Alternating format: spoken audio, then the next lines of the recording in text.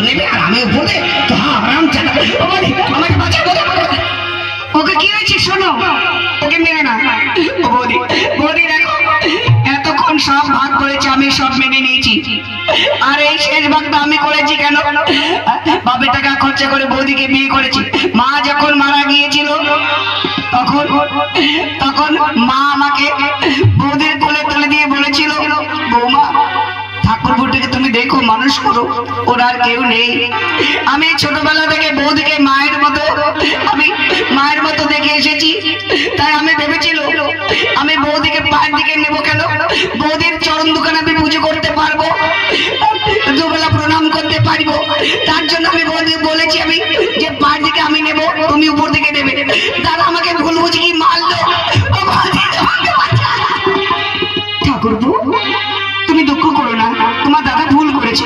ওগো তুমি বুঝতে পারোনি, এ কি করেছো তুমি, কি মারটাই না মেরেছো। আরে ভাই আমি বুঝতে পারিনি রে ভাই, তুই কত ভালো রে ভাই।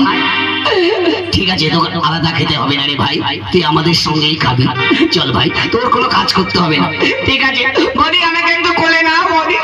এসো ঠাকুরপো এসো, চল আমাকে খেতে দেবে বৌদি। এসো ঠাকুরপো এসো।